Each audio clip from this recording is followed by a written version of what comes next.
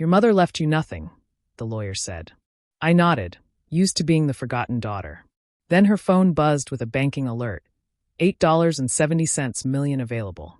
I grabbed the phone and whispered, "You've got to be kidding me." The lawyer, Mr. Morrison, frowned at my breach of funeral etiquette. Around me, mourners shifted uncomfortably in the funeral home's viewing room. But I couldn't take my eyes off that number. $8,747,832.51. My mother, who made me work 3 jobs through college because money doesn't grow on trees, had nearly $9 million sitting in a Chase private client account. "Excuse me," I said, standing abruptly. My black dress caught on the chair, but I didn't care. I needed air. I needed answers. I needed to scream. My father intercepted me at the door. "Lily, where are you going?" "The service." "Did you know?" I held up Mom's phone, my hand shaking. "Did you know about this?" His face went pale. "We should discuss this later." $8 million, Dad. $8 million. While I ate ramen for 4 years straight. While I couldn't afford textbooks. While I worked overnight shifts at a warehouse to pay for my wedding that you both said you couldn't contribute to. "Lower your voice," he hissed, glancing at the gathered relatives. "This isn't the time." "When is the time?" "When you're dead too. When I find another secret fortune you've been hiding while crying poverty." I pushed past him into the hallway. My younger brother Marcus was leaning against the wall, scrolling through his phone.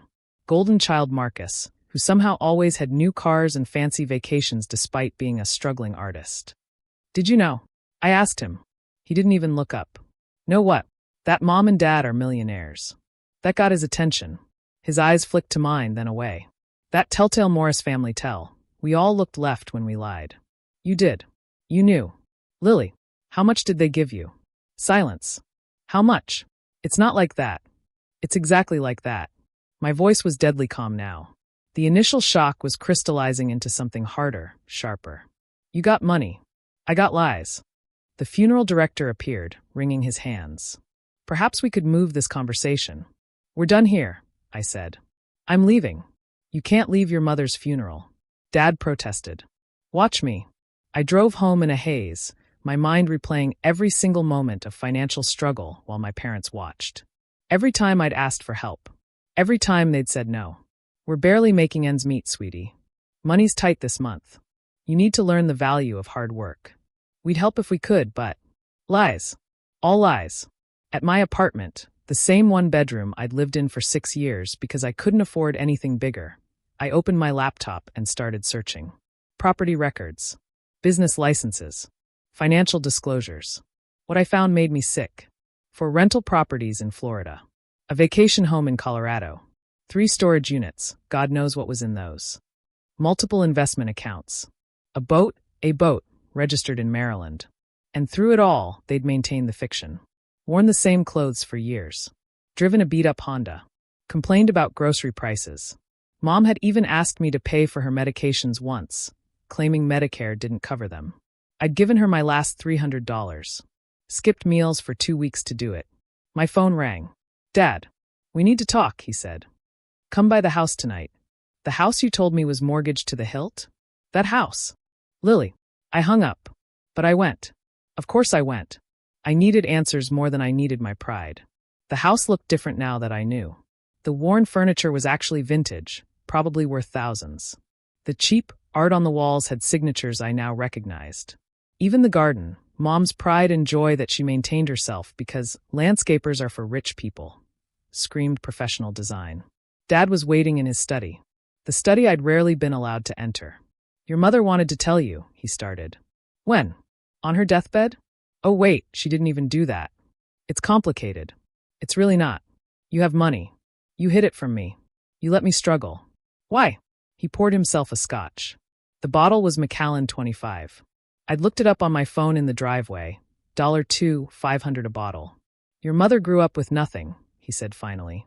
"When my investments paid off in the early 2000s, she became obsessed with keeping it. Hiding it. She was terrified of losing it all. So terrified that she let her daughter work herself sick? She thought struggle would make you strong. And Marcus? Did he need to be strong too?" Dad's silence was answer enough. "He's a boy," he said finally. "Your mother felt differently about sons needing support." Wow. I laughed, but it was hollow. Just wow. The will. I don't care about the will. You should. She left you something after all. I stared at him. What? He pulled out an envelope. Inside was a single sheet of paper and a small key. The paper was a note in Mom's careful handwriting. Lily, the key opens deposit box 447 at Chase Bank on Meridian. What's inside is yours. I hope someday you'll understand. Mom. Understand what? I asked. That she was a hypocrite? That she valued Marcus more? That she watched me kill myself with work and said nothing? Go to the bank, Dad said quietly. Then decide how you feel. I went the next morning. The bank manager led me to a private room and brought the box. Inside were 3 things: a stack of newspapers, a photo album, and another envelope. The newspapers were all about me. Every article that mentioned my name, from high school honor roll to my college graduation to the small business I'd started last year. Articles I didn't even know existed, carefully preserved. The photo album was worse. Pictures of me at my lowest points. Working at the warehouse. How had she gotten these? Asleep on the bus after a double shift. Studying in the library at 3 a.m. But also, pictures of my victories. Getting my degree. Opening my business. My wedding day. She'd been watching. Documenting. Following every struggle and success. The envelope contained a letter and a check. My dearest Lily, if you're reading this, you've discovered our secret. I know you must hate me. I don't blame you. When I was 7, my family lost everything. We lived in our car for 2 years. I swore my children would never experience that fear. But somewhere along the way, that fear twisted into something else. I told myself I was teaching you resilience. The truth is, I was terrified. Marcus is weak, we both know this. He needed the money to survive. But you? You're like titanium. Every challenge made you stronger. I watched you build yourself into someone remarkable. Someone who didn't need family money to succeed. Someone who earned every victory. Was I wrong? Probably. Was I cruel? Definitely. But I need you to know, I was prouder of you than any mother has ever been of any daughter. The check is for $8.7 million. The exact amount in my personal account. Your father doesn't know about this letter or this money. It was always meant for you. I just wanted to give it to you when you didn't need it. When it would be a gift, not a crutch. I'm sorry I waited too long. All my love. Mom. The check was dated 3 months ago. 3 months before her sudden heart attack. She'd been planning to tell me. I sat in that sterile bank room and sobbed. Anger, grief, confusion, and something else, a twisted kind of understanding. She was wrong, so wrong. But in her broken way, she'd believed she was protecting me. My phone buzzed. Marcus. Dad told me everything. I'm sorry, Lily. I didn't know it was that much. They told me you were getting help too, just privately. Another lie. Or maybe another way Mom justified it to herself. I'm going to pay you back, he continued. Every penny they gave me. Keep it, I heard myself say. What? Keep it. But on one condition. Anything. You tell the truth. To everyone.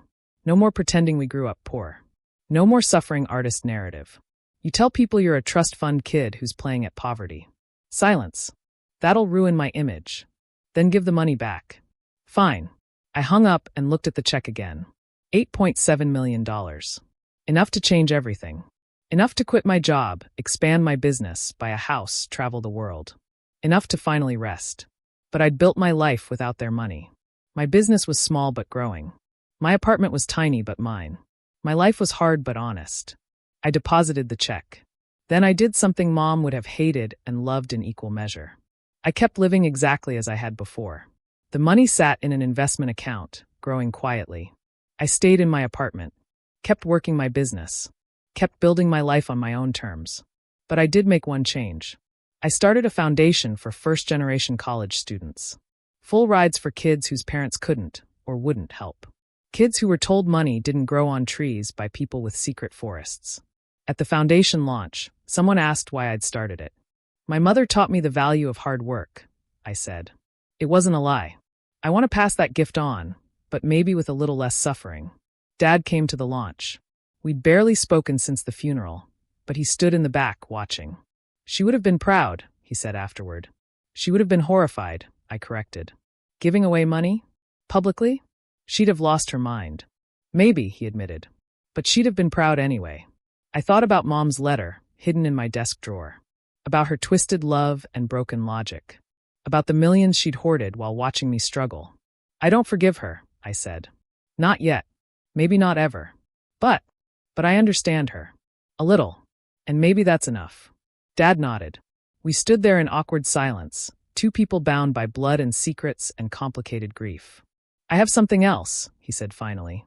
Your mother left you the house too. Marcus doesn't know. I laughed, actually laughed. Of course she did. One last secret. One last manipulation from beyond the grave. Let me guess, there's a condition? No, just the deed. And another note. I took the envelope he offered. Inside, 2 words in Mom's handwriting. You won. I crumpled the note and tossed it in the trash. Then I walked away from my father, from the house I'd never live in, from the inheritance that came too late. I'd won, all right. But it was a victory I'd claimed myself, years before she decided to acknowledge it. The money could sit and grow. The house could gather dust. I had a life to live, one I'd built with my own hands, on my own terms, owing nothing to anyone.